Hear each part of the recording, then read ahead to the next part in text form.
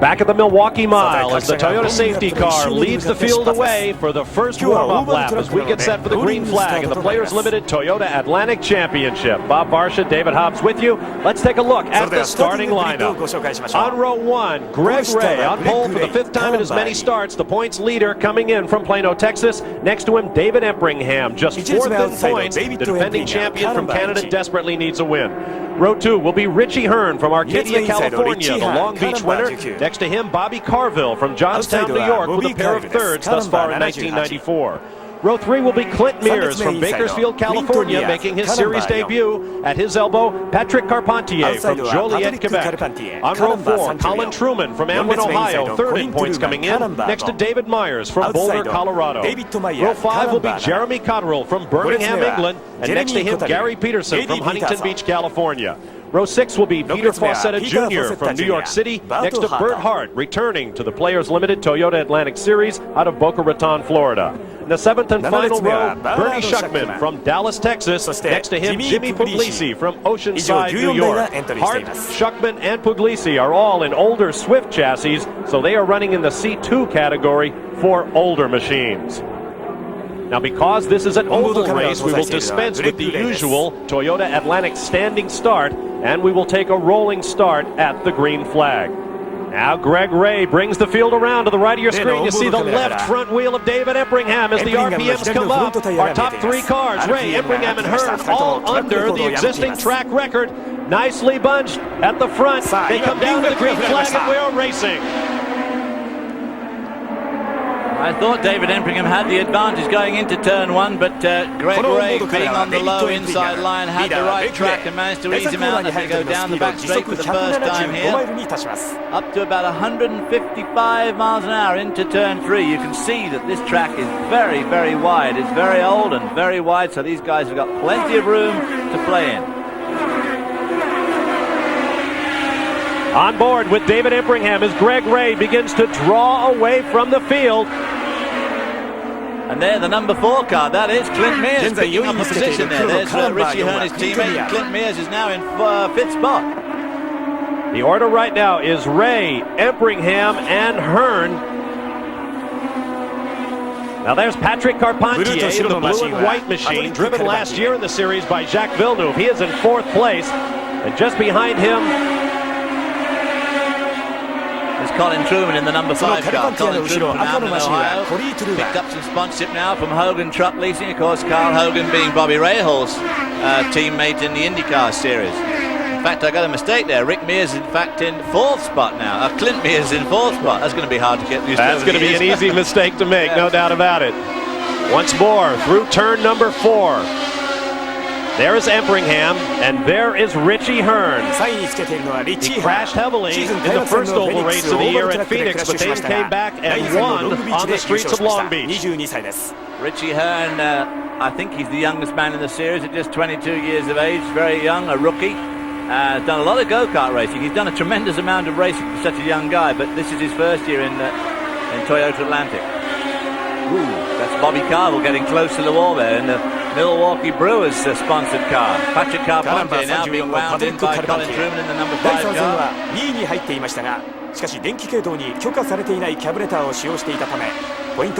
Patrick Carpentier had a very good race at Mosport a few weeks ago, coming 2nd.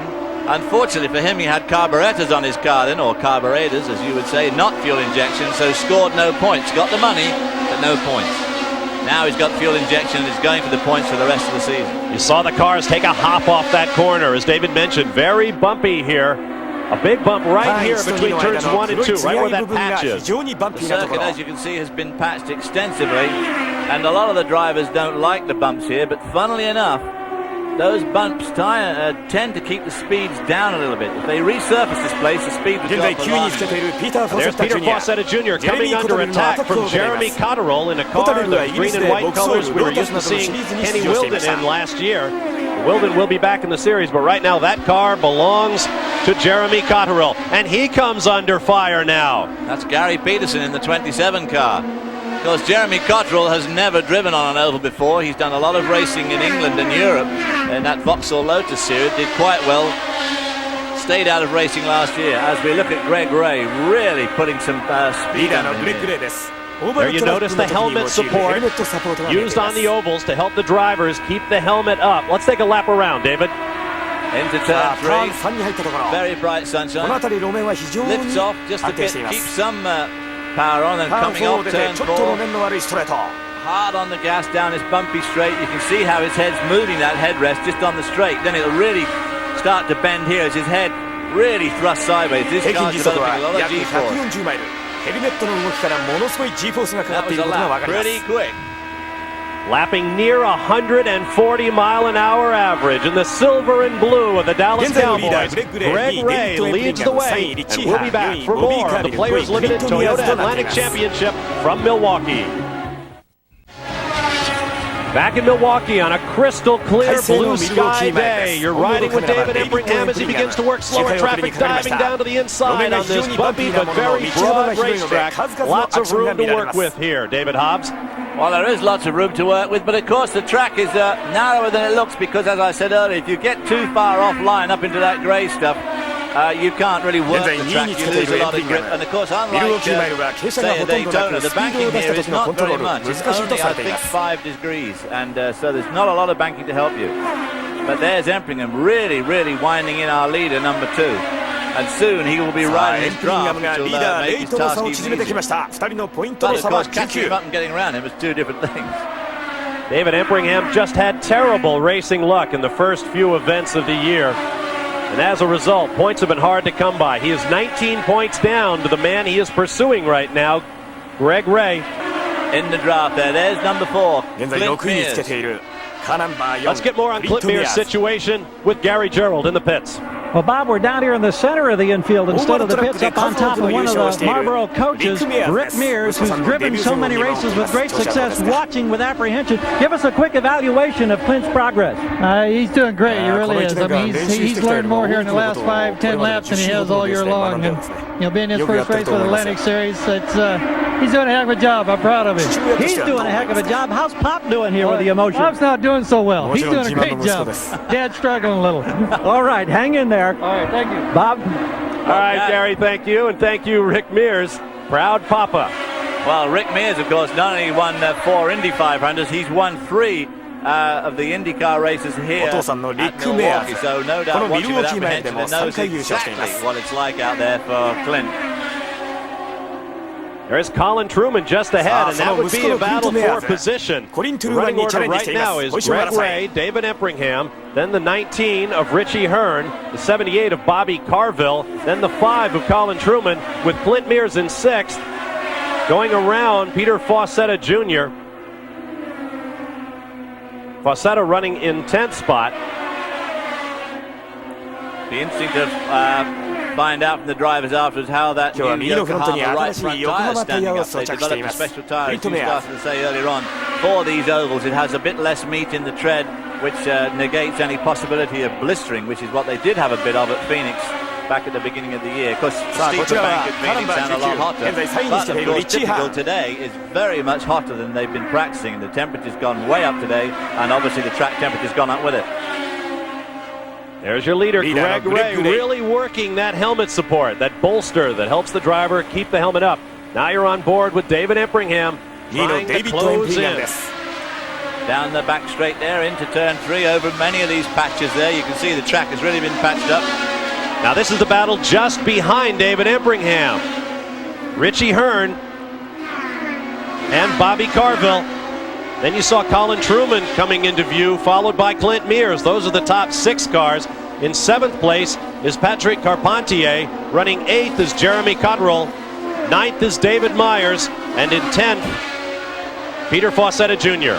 Well, Bobby Carville in the number 78 car there, sponsored by the Brewers, has really caught up with Richie Hearn quite successfully and pulled away from Colin Truman. At one stage it looked like Colin Truman was going to get him, but I think it galvanized him seeing Truman there, and he certainly picked up space. Going past the number 7 car, that's David Myers being lapped there by Richie Hearn in the 19 car. Whew, a little bit hairy, wasn't it? Richie Hearn graduated from the world-renowned Pilote Elf School at the Winfield Academy, so to speak, of the Paul Ricard circuit. Ran Formula Renault for a year. His reward for winning that championship, perhaps one of the most pressure-packed driving school championships in all the world. Colin Truman in the 5 car there, not having much luck with the traffic. He can't get to grips with Carville because he keeps getting caught up in the lap traffic. That's the number 7 car there, that's David Myers. However, they seem to have got through that last bunch of traffic and they've got a relatively clear run in front of them for a bit now. So Truman trying to work away on the number 78 car there, Bobby Carville. As you mentioned, David, the Indy cars also run here at Milwaukee. When you consider they have about 750 horsepower to the 250 or so you find in these cars, the difference in average lap speed just about 20 miles per hour, with 1/3 of the horsepower in these Toyota Atlantics. Well, these guys on the pole position this year, 140 miles an hour, 4 miles an hour quicker than last year. I mean, it's staggering out of a 1.6-liter engine. Your race leader is Greg Ray, but plenty of racing is still to come from the Milwaukee Mile in round 4 of the Players Limited Toyota Atlantic Championship. Back in Milwaukee, Wisconsin, entering the closing laps of this round 4 of the 1994 Players Limited Toyota Atlantic Championship. That white number 2 is race leader Greg Ray. Here comes the second place car, David Impringham. You're riding with him.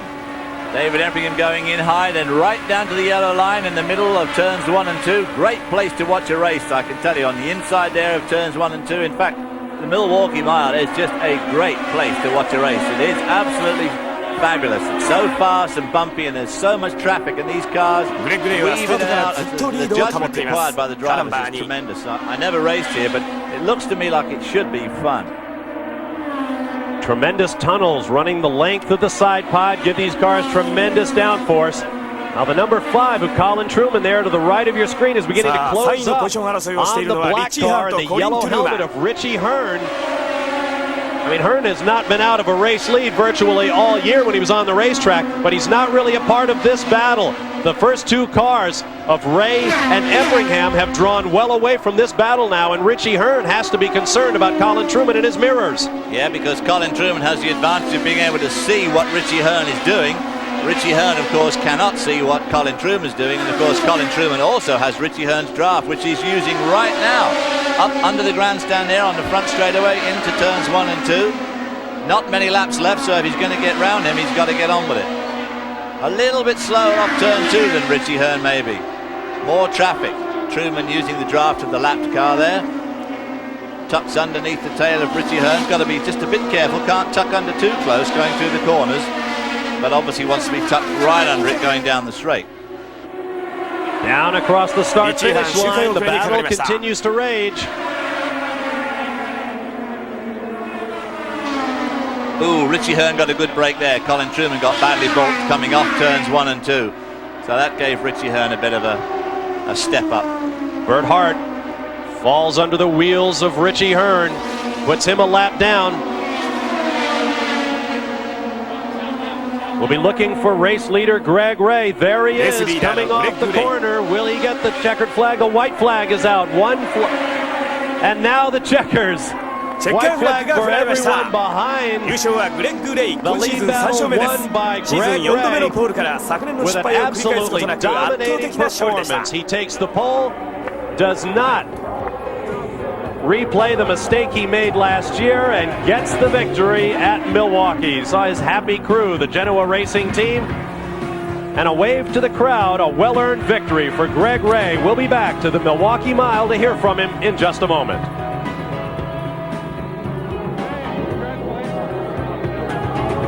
第4戦の最終順位です。優勝グレッグ・レイ、2位デイビッド・エンプリンガム、3位リッチー・ハーン、4位コリン・トゥルーマン、5位ボビー・カービルでした。以下ご覧の通りとなっています。